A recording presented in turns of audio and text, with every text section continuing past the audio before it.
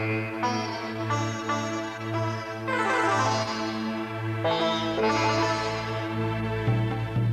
we can left that side. We'll try this garage further. Turn it.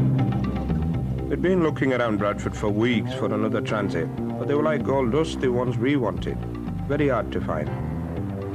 The garages had plenty of newer models at higher prices, but it was the older ones we were after. Anyway, we heard about one out at Leicester and went over to have a look. Just up, guys, have a look at it. You got it? Yeah. 2.5, Patrick. 2.5. My mate Patrick Ferdinand and me, Fazal Karim, we were planning to drive a couple of these transits from Bradford all the way across Asia to my hometown in Pakistan. We knew we could sell the vans at a decent profit once we got there. But the fact is the trip would be once-in-a-lifetime adventure going halfway across the world. Just totally different to Yorkshire. Getting to knock something down for the battery. This one seemed all right, so we thought we'd better grab it while we could.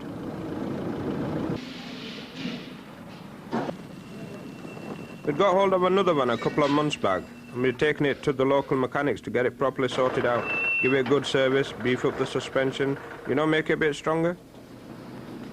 On a 5,000-mile journey, the last thing you want is your van packing up on you in the middle of nowhere. But we knew Qayyum had fixed up plenty of transits for this trip before, so we were pretty sure he'd do us a good job and we'd be all right. A lot of our people are taking these vans to Pakistan, and what they do is they try and get as cheap as possible, and some of them come in with very bad condition. We have to weld them, do a lot of welding, new panels, make sure it's all in good nick before they go from here. Plus the engine, if it needs any work on the engine, we have to really make sure that it doesn't give them any problems on the way. Patrick and me were minicab drivers. We've been partners in our taxi company for 3 or 4 years. The third person we were taking with us was one of our drivers, Azad. He definitely wanted to go and he seemed reliable. The sort of person who would help you out if you got into any problem on the way. Even though I didn't know him very well, I thought he'd be okay. Patrick, I've always been good friends with. He's a West Indian, I'm a Pakistani. It's rare you'll find a relationship or a friendship like that. But it doesn't bother us. He's always wanted to see Pakistan, so doing this trip just seemed like a big opportunity for him, really. On the route we had planned, we'd go from Bradford down to the Channel and then over to Holland. From there we'd go on via Belgium and Germany to Austria, and then all the way through Eastern Europe down to Istanbul. 3 or 4 days across Turkey should take us into Iran, and then we'd loop round the bottom of Afghanistan and finally cross the border into Pakistan. The morning we were due to leave Bradford, Azad seemed to be totally disorganized. He hadn't even got his van sorted out. Yes, you take that. Many of my friends, give something to them, say relative, and I take for them, it's they get too much things, from my friends. I was surprised more than anything else. I mean, his van was his problem, not mine. But it didn't look like a good sign somehow. And I've got some parts, I need some more parts, but I couldn't get, and it is not enough place in my van now, and it's really full up. At my house, Patrick and me had our vans packed ready, and the Imam came round to send us off with a blessing. Basically, it was up to us how the trip turned out.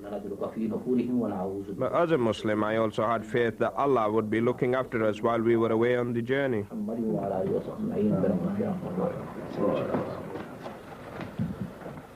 Good. You gonna be good? Yeah? Yeah? Then it was just time for us all to say goodbye to our families. You'll be right, don't worry. I'm a coffee.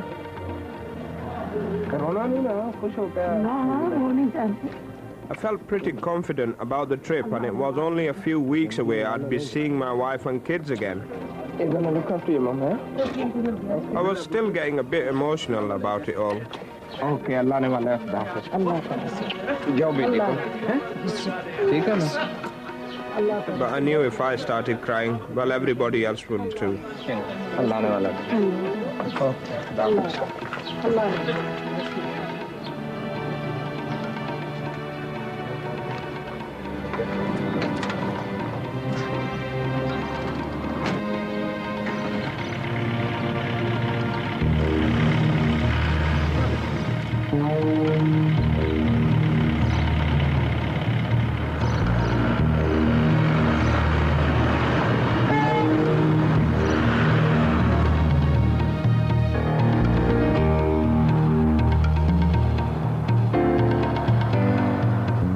With Azad on motorway outside Bradford.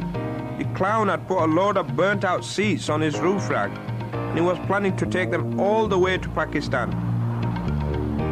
I told him straight, if you try and drive a van looking like that across 10 borders, you're asking for trouble for everybody.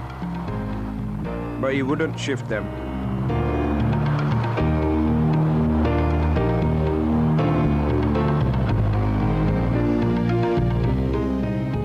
Anyway, by evening we'd got down to Sheerness and the ferry that was going to take us across the channel to Holland. I was a bit pissed off, but it's only the first day, so you want to be positive and look on the bright side. Make the best of things. We've done enough hard work, Patrick, and we should look forward to it. I'm realistic. Yeah. We should be looking forward to it. We should have a good trip. And partner, I will give you the trip of Pakistan in a lifetime. Yeah.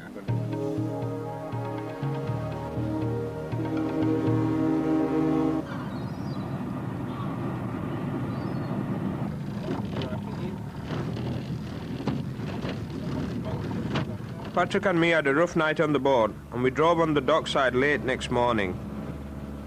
Then I just couldn't believe it. Azad had already got himself straight into trouble.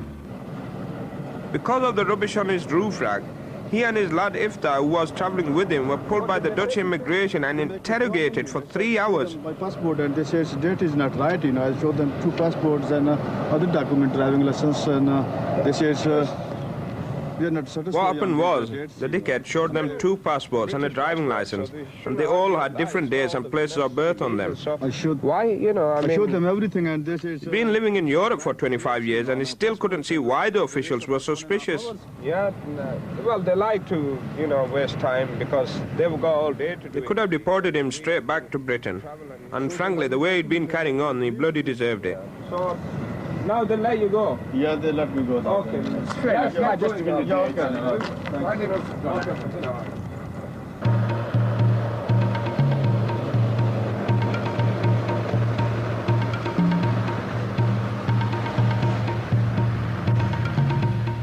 Well, we finally got going halfway through the morning, and Patrick was taking things carefully because the continent was all a new experience for him. He was born in Dominica in the West Indies, and he came over to Britain as a teenager. He'd never been abroad before in his life. I don't think he had much of an idea what to expect either. I wanted to press ahead quickly on the motorways in Western Europe because we had a tight schedule to keep to. We had to get to Pakistan in 3 weeks to be there for the Eid festival. It's a bit like the Muslim Christmas, and my wife and kids were flying out from Britain, so we could all have a big celebration there for the first time. I had to be there, I couldn't miss it, and I've got a whole load of clothes and gifts for my Pakistani relatives loaded up in back of van. We'd settled down and things seems to be going okay through Holland and Belgium, where it's flat as a pancake. But when we crossed into Germany, it was obvious we'd got a problem. It was Azad again. Because he'd got all the crap piled on top of his van, it was running into a load of wind resistance. On flat roads he was alright, but on the hills you come to in Germany, he was short of power. He couldn't keep up with the other 2 vans, and we were always having to slow down. It was getting ridiculous. I was going to sort him out when we stopped to cook the evening meal that night. We brought a load of curry with us from Bradford, which our wives had made, and all we had to do was heat it up on a gas ring. Because 3 of us are Muslims, we didn't want to eat the local stuff, and anyway, we preferred our own food. It's what we're used to.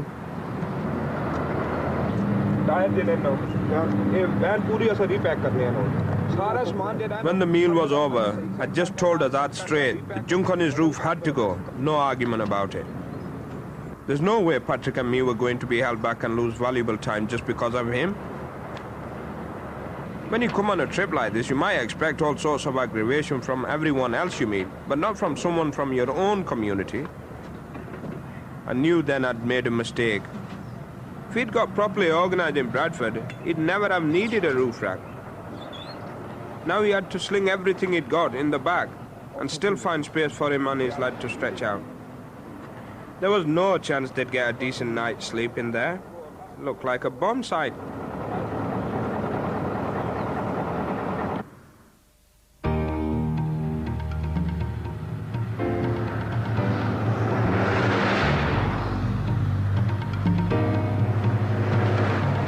We got the roof rack cleared, and next morning we were making much better progress. We got down to southern Germany, to Bavaria.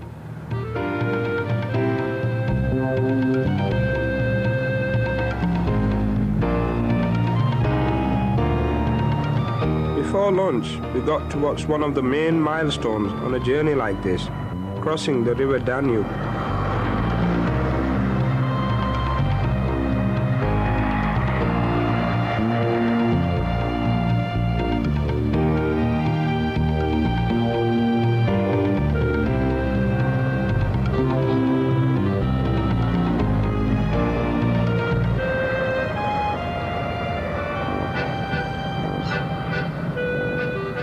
Passau's just by the bridge. It's an old university town. We turned off because Patrick and me wanted a bit of look round some of the places we were passing through. It was part of the reason we'd come, and anyway, we needed to do some shopping. We wanted to get some vegetables in for dinner that night, to add something fresh. Should have been easy enough. Of course, neither of us could speak any German, so you never know whether you'll need to use sign language or what kind of reaction you'll get. But they were very friendly in the shop. Patrick, I think, liked the atmosphere in Germany, but he just seemed kind of puzzled by it all as well. I suppose they speak English in Dominica, they speak English in Bradford. He'd never been anywhere where they don't speak English. I don't think he'd ever really thought about it. Dankeschön. Auf Wiedersehen. I find it quite funny, you know, the different language of speaking and different money and currency, which I don't understand a right lot about the currency. I just sort of go ahead with the currency, what they ever they tell me to pay, I just pay it. But I like the accent of the people and the way they talk, and the road, and the scenery and the buildings. You know, it's sort of quite different to I'm used to. And I'm just looking ahead to see what it's going to be like further on when I get into Pakistan.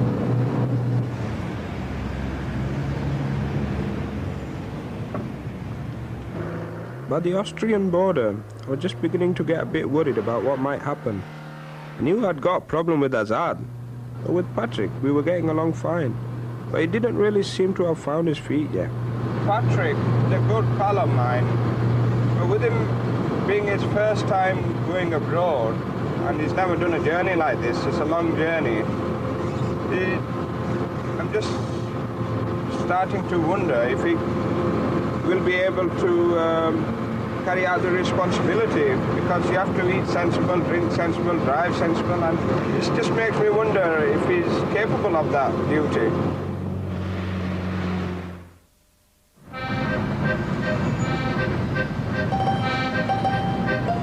The fourth day we were into Eastern Europe. We got to Budapest in Hungary. It was definitely looking different to the West.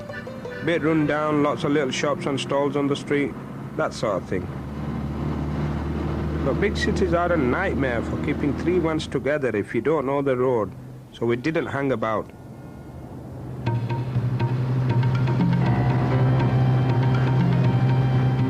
Down into southern Hungary, the countryside was getting very boring. Small farms and wide open fields, but we kept going. Now we'd crossed into former communist countries, I was feeling a lot less comfortable. At least in the West, you know, the law's the law, and if you behave yourself, you'll be all right. Further on in Turkey and Iran, we'd be Muslims in a Muslim culture. In Eastern Europe, well, you're never quite sure what to expect. By late afternoon, we'd been going well. We'd made up good time, and then suddenly, I could see it all falling to pieces.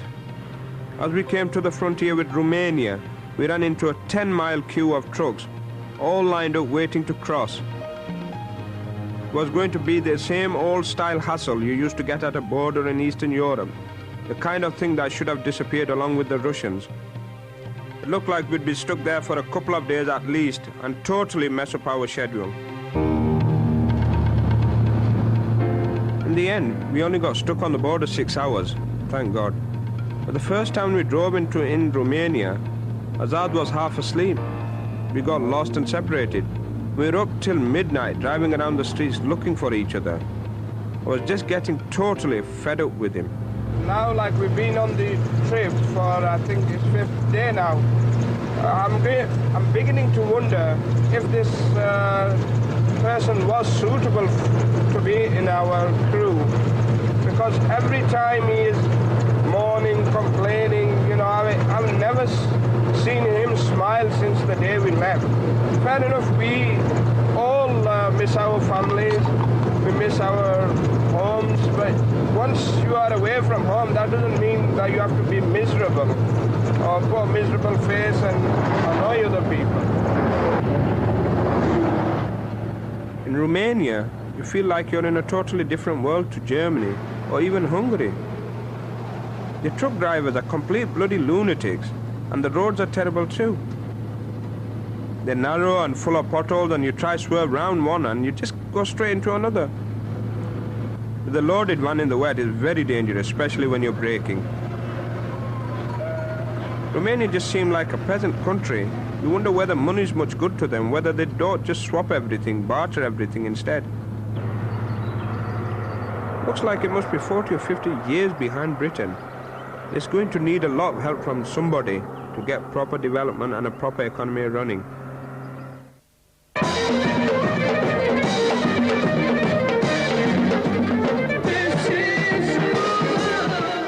The next day in Bulgaria, there's a wedding going on.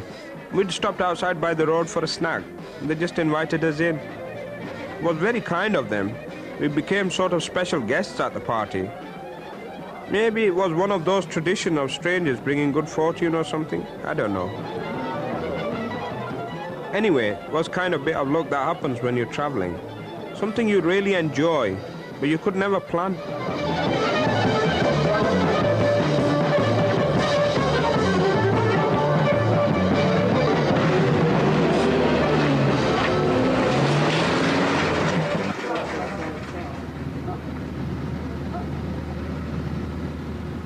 What you do get used to, especially in Eastern Europe, is the reaction you get from some people.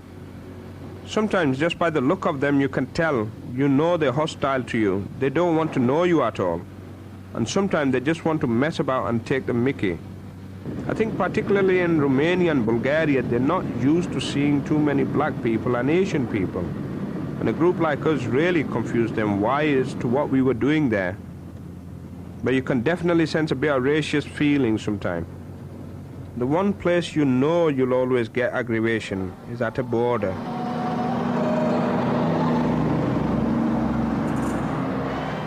We crossed the next day from Bulgaria into Turkey, and the Bulgarian custom gave us a right going over.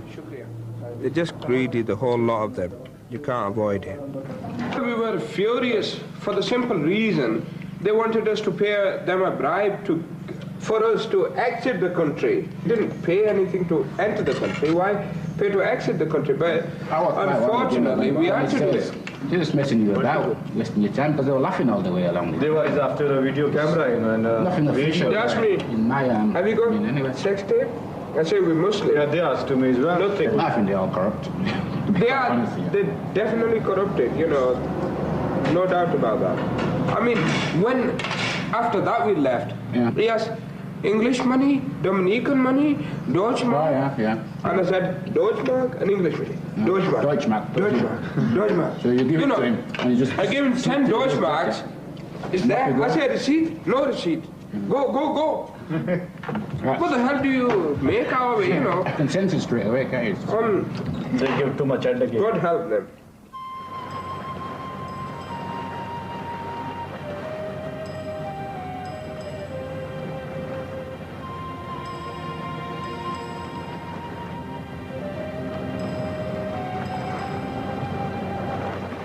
Another couple of 100 miles from the border and we finally made it to Istanbul. We managed the first stage of the journey through Europe okay. The van's been running well and we were more or less on schedule. So it was a big sense of relief just to have reached the halfway mark without any major problems. Gave us a chance to relax a bit. And coming into a Muslim country, there's a definite change of atmosphere anyway. Just made us feel more at home altogether. One thing I'd been planning for the journey since before we left Bradford was to pray in the Blue Mosque. Istanbul's full of beautiful buildings, but the Blue Mosque probably the most famous of them. So because I was there, it was like a big opportunity. Chances are I'll never come again, so I wanted to make the most of it.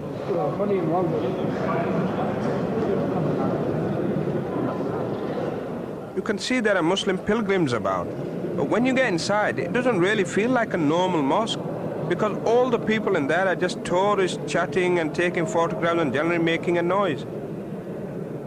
It's a magnificent looking building, no doubt about that, but praying's meant to be a kind of relaxation, helps put your mind at rest, and basically I felt a bit self-conscious about it.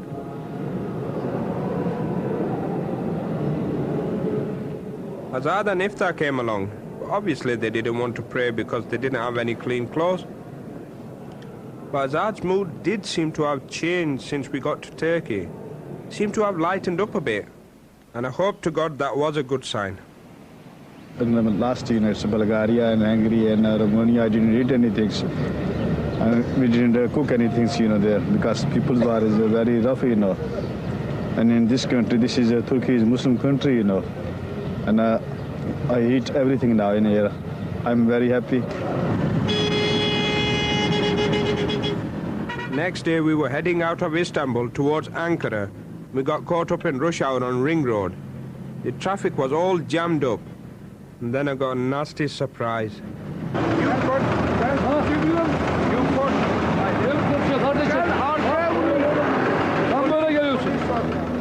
Some dickhead of a Turkish driver tried to push in front of me. He smashed into the van, bent the wing and ripped the bumper off.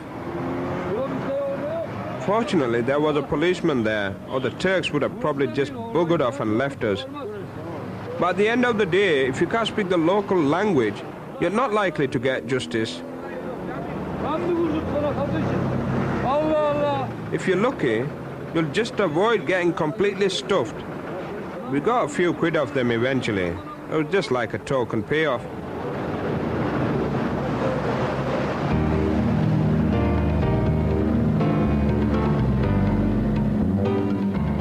"10 miles further on, we came to the big suspension bridge, and at long last, we got out of Europe and into Asia.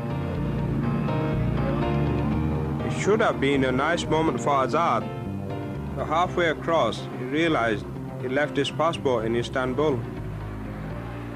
But Patrick at least seemed a lot more relaxed than he had been, particularly in Eastern Europe.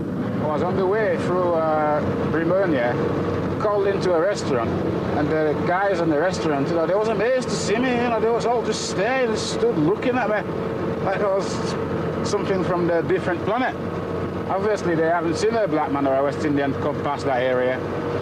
And even the girl that was cooking in the kitchen, they must have told her about, this man outside, and she came around and picked out and having a good look at me, So I just gave her a little wave and went and sit down and got on with the meal. I was a lot more bothered about the journey ahead. We'd been messed about by the Iranian embassy in London. They told us to get our visa for Iran in Ankara instead. Easy enough to do in theory, but it was a hassle I could do without. In Ankara, the traffic was diabolical, and just as I'd been afraid of, Patrick let me down. Him and Azad got lost. I couldn't believe this had happened again, but I wasn't going to waste any more time. I just went straight down to the Iranian embassy for the visas. But I might as well have not bothered. Even though I got a recommendation from the British embassy, they treated me like dirt. And by the time I finally met up with the other two next day, there didn't seem any point hanging around in Ankara.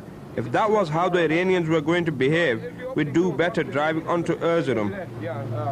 What we're trying to do is, if we can get the letters of recommendation from British and ask if the Iranians are messing about, what we could do is go to Erzurum. There's a consulate there. We get the visas done there. So we can drive today and tomorrow, and we'll get there Saturday, so it'll save our wasting of time, you see. If we're going to lay about. They're close tomorrow, aren't they? They're close tomorrow, but we can be driving. It's about 600 miles to Erzurum. That's near the border. And if we can get the visas from there, possibly it'll help, you see.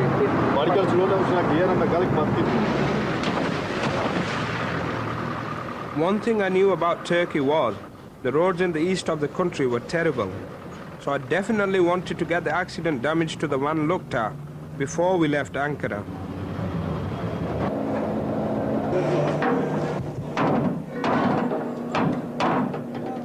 The chassis was sound. It turned out it was just the body that needed fixing. I was actually quite impressed with the mechanic.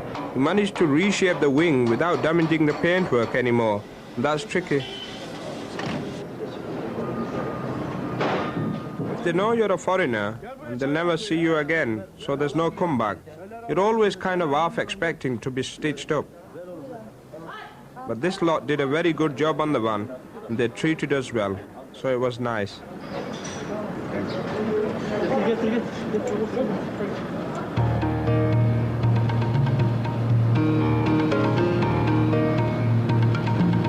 But once we were out of the city and back on the road, the more I thought about the Iranians, the more angry I got.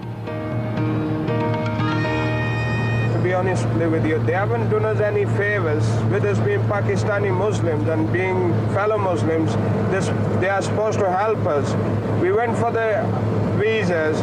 There was no official that could speak to us or anything, just the person at the door. He took the application form in, come back with a piece of ripped newspaper, have the day down, come back in 10 days. We can't wait 10 days. We need to get back to Pakistan to join my family for the Eid festival. If we are to wait 10 days, there's still no guarantee we're going to get the visa at the end of the day. So, I just think that lazy dossers, they have no respect or feeling for anybody else, just for themselves.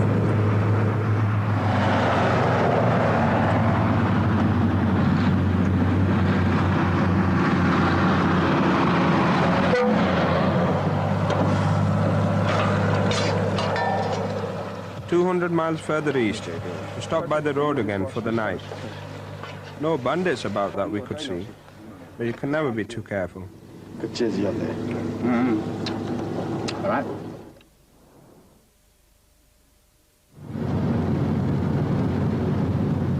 Getting into the mountains the next day, I'd been expecting the road to be bad, but the weather was shocking. I brought my swimming trunks with me from Bradford because I thought maybe we could stop off now and again and have a swim in the rivers. But there was snow on the ground everywhere, and the clouds were so low in some places you could hardly see 20 yards ahead. And all these trucks crawling along made it very slow going. It was 2 really hard days driving before we finally got down out of the mountains and made it to Erzurum.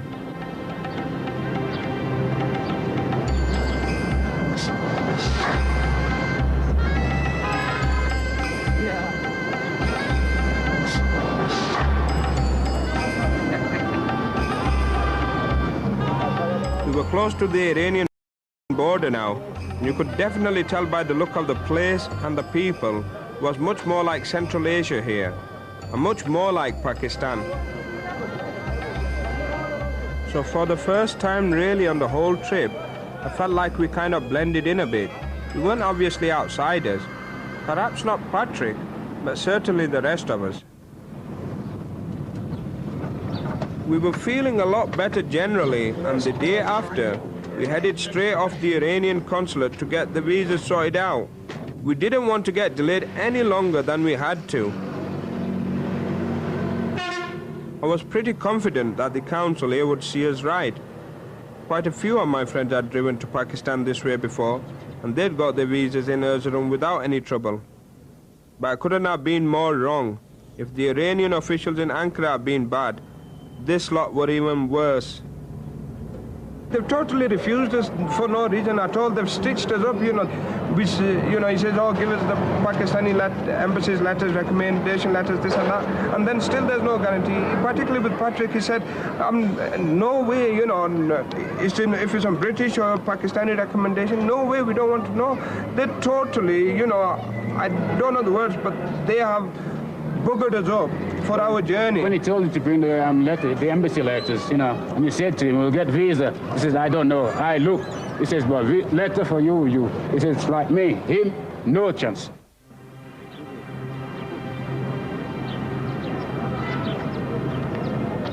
We were completely stuffed. They've destroyed our whole trip in a couple of minutes and they couldn't give a damn. There is no other road from Turkey to Pakistan. So we were in a total dead end in Erzurum. We were stuck with the vans. We couldn't sell them. It was a nightmare. I wished I'd never even started on the journey. We're in the middle of nowhere to go.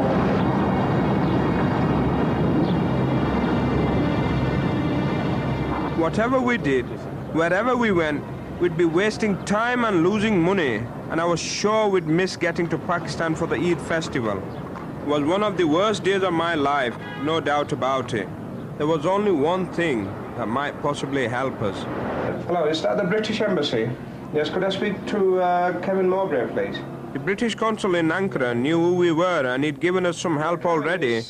He had one suggestion which just might get us out of trouble. They've totally refused us, so we can't go back and we can't, go. He said we could try shipping the vans from Turkey to Pakistan by sea. He couldn't guarantee anything, but it just seemed like we didn't have any option except to try it. I just don't have the faith in going for it, and I don't. It's not worth wait anymore, It's not worth. It didn't. No. Wasted enough time. Wasting time, What do you think? The shipping would be alright, huh? I think it's good. It's going to cost us money. We can't do anything, Well, we need to get out of this place, innit? We have to get home one way or the other. Yes. We can't go back. And to be honest with you, I'm sick of it. I can't take it anymore. We've been on the road 15 days, 14, right? 15 days, And I think I'll rather ship the ones. Waiting one day more, in Turkey, haven't you? That's Just right, getting bounced from corner to pole, you don't know where you go. You go on. It's not worth even a second, wait in Turkey,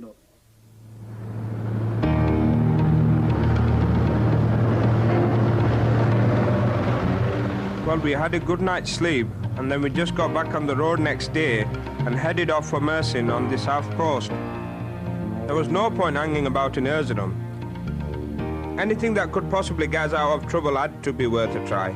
It was still a complete gamble. I'd got 8 O-levels at school in Bradford, but how was I supposed to know anything about shipping in Turkey? I'd never been to Mersin. I've no idea what sort of arrangements you had to make, or whether we could afford it or anything. It was a 2-day journey without any kind of guarantee at the end of it. And our families didn't know where we were, or when they'd see us. So heading for the coast is just basically like a leap in the dark.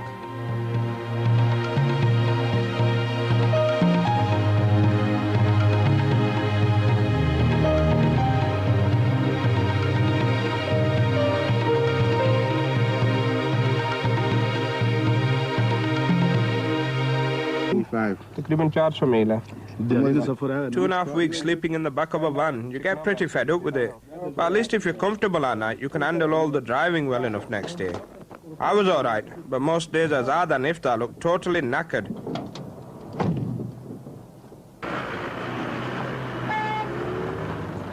The second morning after we'd turned back from Erzurum, we cleared the mountains for good and finally turned south towards the coast. But we were all still really bitter at how the Iranians had messed us up. Yeah, I think it's racist as the guy myself. It spoiled my journey, which I wanted to do the journey all the way. So I told Fazil, we might as well just ship the vehicles the rest of the way, and let's make the rest of the journey by air, and we pick the vehicle up at the other end. Because I am just totally pissed off with the Iranians.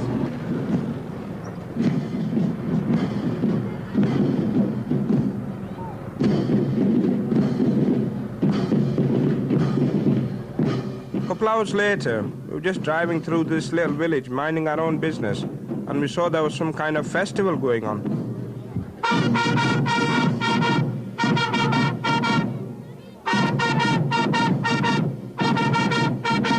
We stopped and had a look, and the Turks were very friendly. It turned out it was a kind of national holiday, and there's a big parade and sports and all that kind of thing. These days you'd never get all the kids in England to dress up and march around like this. It just seemed like the Turks have more pride in their culture than we have now in Britain.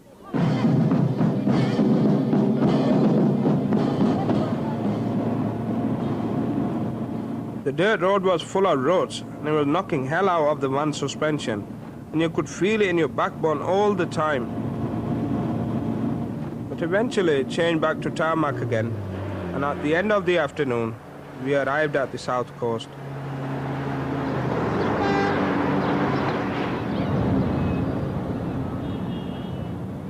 What hits you straight away in Mersin is how hot and humid it is. It's a completely different world to Erzurum or Ankara. We'd come here because it's Turkey's biggest port, so if there was any chance at all, we'd be more likely to find a ship to take the vans to Pakistan here than anywhere else. But we hadn't a clue where to start or what to do. The bloke at the embassy in Ankara told us the British had a consul in Mersin who looked after things for them, so the best thing we could do was go and see him and see if he could do anything to help us. Couldn't believe our luck. It turned out he was a consul only part-time.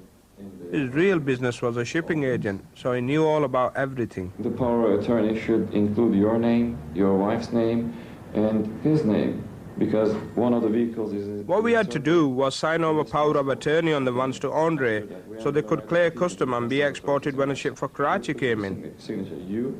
It might be several weeks we'd have to leave the vans at the docks, while we went on by plane to Pakistan. Any ordinary Turk, no way would I trust him. But with a British official, well, you knew you should be all right. It seemed we just might be able to salvage our situation. If we could get all the paperwork sorted out with Andre in 2 or 3 days, we should be able to fly to Pakistan for Eid. So what we needed to do was take everything valuable we could with us and then hide the rest of the stuff as best as we could. Otherwise, thieves might nick it at the docks.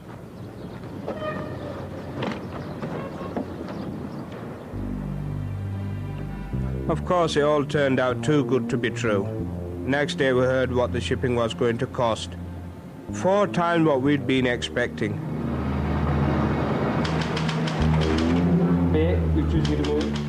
We'd already been shelling out right and left for lawyers and translators and God knows what. Now we're just going to be cleaned out completely. But we didn't have any other choice. We were snookered. There was nothing else we could do but pay.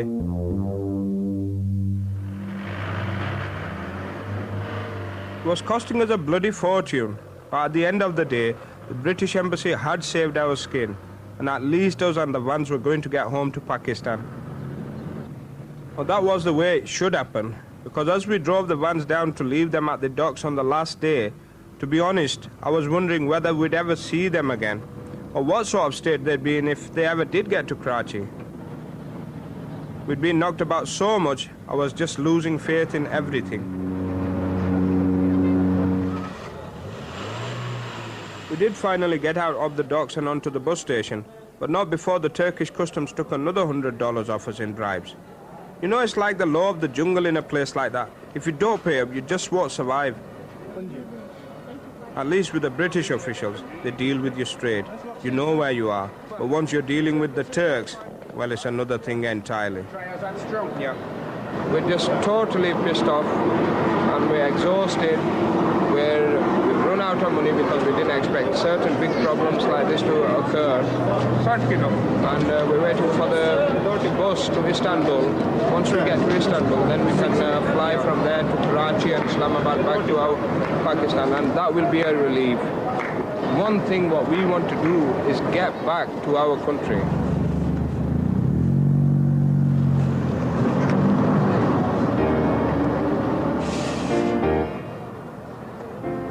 It was 16 hours in the bus, and another 24 hours hanging about in Istanbul. But eventually we got onto a plane at the airport, and we were right glad to get out of Turkey at last.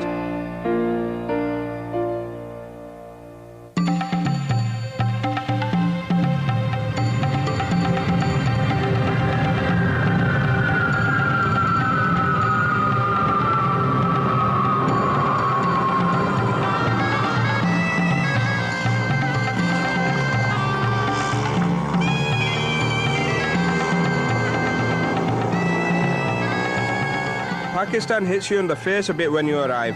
I love the place and I'm proud to be a Pakistani. But when you've been living in the West almost all your life like I have, the noise and the heat and the general disorder takes some getting used to again.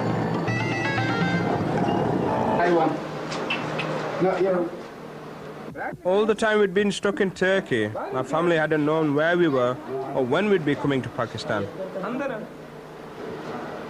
So I think they were just as glad to see us as I was to see all of them. I wouldn't say my worries disappeared completely when we arrived in Mirpur, but I was feeling a lot better. I am very relieved for the simple reason that I have made it home and have met up with my family, wife and children. It was a long time I haven't seen them, but will the vans ever get to Karachi? Will the goods in the vans ever get to Karachi? After that, once they have got there, will I get stitched up by the customs? You know what, they're going to charge extortionate rates or what, you know, and it's all the aggravation I've had so far, and there's still a little bit left to go through before I am fully relieved that I will ever be able to rest in peace. Get this out and fast. Give it a go. I think Patrick was knocked back a bit by Pakistan. He thought it'd be much more like Britain than it is, but with much better weather. Well, you were right about that. It was the hottest month of the year, way over 100 degrees every day. So we got him kitted out in a pair of local pajamas to keep him cool. Tie that to your waist, right there. Don't put too many knots in that. When you want to go to the toilet, you can't find it and too late, you see. Yeah. Unless you wear the right clothes in this country, you're really going to suffer. But for him, I think it was just like a fancy dress party.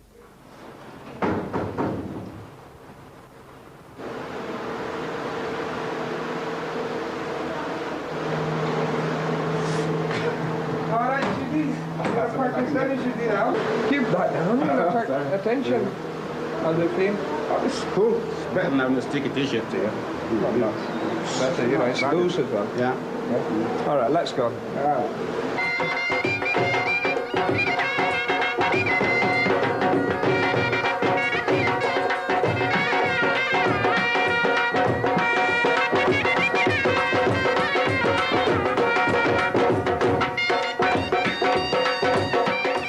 One thing about a village in Pakistan is that all your neighbours know everything that's going on.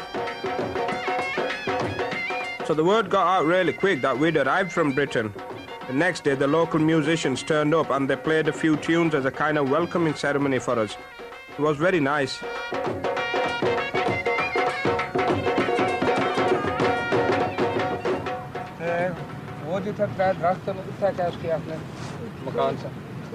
My first duty when I got home was to go and visit my uncle.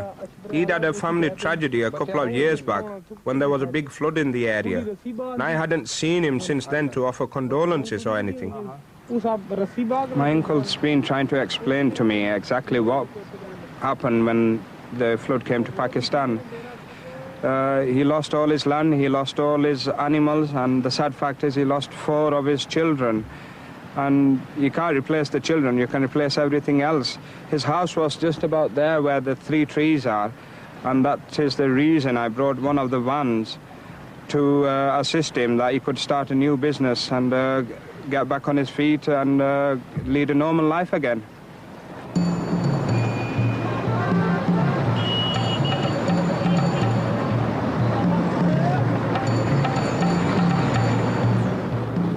Transit vans are definitely a good business in Pakistan. There's tens of thousands of them driving around, carrying passengers from one place to another. They're like the local bus service all over the country. And originally, all these vans were bought in Britain and then fixed up and driven overland out here by people just like me and Patrick and Azad. Basically, they're all British under the skin.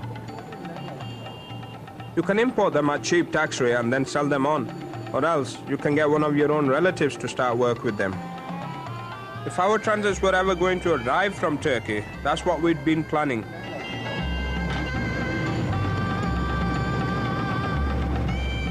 But because we hadn't got the vans with us, we had to use a local transit to get about.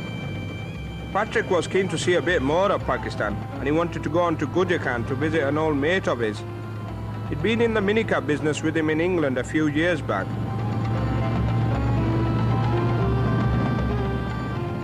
A lot of the roads in Pakistan aren't much better than they are in Romania, and they're full of the same bloody kamikaze drivers too.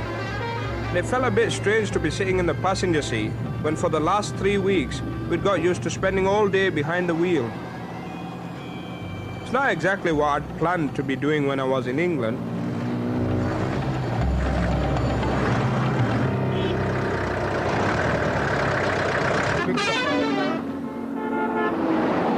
One thing about vans in Pakistan, they'd never be on repair. As long as it's still got 4 wheels, it'll be back on road sooner or later. This is it, I think. Is it? Yeah, I'm sure. Well, this is my face. Patrick's mate Fiaz is some kind of local landowner, but he told us to come to his house in town first of all. He'd got a Pakistani wife out on his farm, but in Gujarat he was staying with his English wife Diane. And I think she was glad to see some friendly faces from back home. Anyway, Patrick had plenty to say for himself, especially about what happened in Romania. Yeah, so a few minutes later, just seen 3 couples coming, banging, boom, boom, boom. They started checking me van, they checked the window, and I sat there, just watching in the mirror, and they tried to close the window on that, And when they got near to me, and they saw me, they just jumped. And then they said to me, window, lock, back door, lock, you sleep, I'm here, no problem. Go. Oh, great, I can sleep now, Middle of night, they still was banging on this coach, for parking tax. Did you give them parking tax? Did you give them parking tax? I would have done that, I'm crapping myself.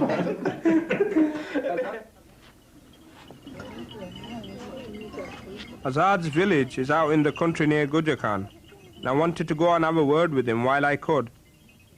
We'd all have to go down to Karachi together in a few weeks to collect vans from docks. But knowing Azad, he'd get up to all sorts of nonsense when I wasn't around.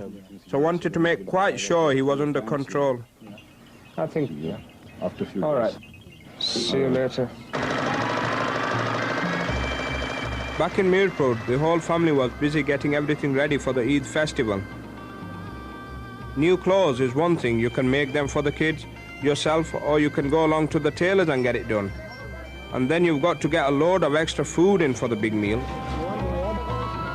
It's a kind of religious occasion. All your relatives come round to your house and you sit down and eat together, and you'll have a sacrificial animal, and that's been specially slaughtered. I used to be a butcher in Bradford before I got into the taxi business, so looking after it, that was my job. Basically, it boils down to a lot of extra work for the women in the family.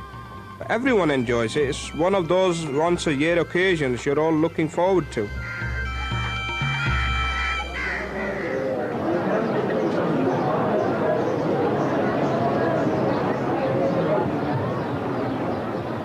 Where we live in Chechia, there's a shrine right next to the house. It's a saint's tomb, and a lot of pilgrims come to it from all over.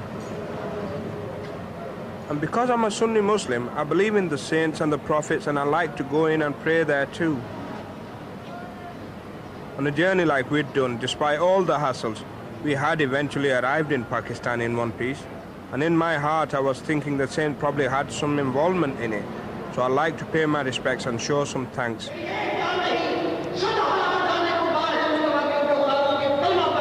This was the first time I'd ever celebrate Eid in Pakistan with all my family. And it was the first time my children had ever been to Pakistan. So it was very important for me. Back home in Bradford, we're obviously part of the British society, but you do want to keep hold of your roots at the same time. And Pakistani culture is still my pride, even when I'm 5,000 miles away.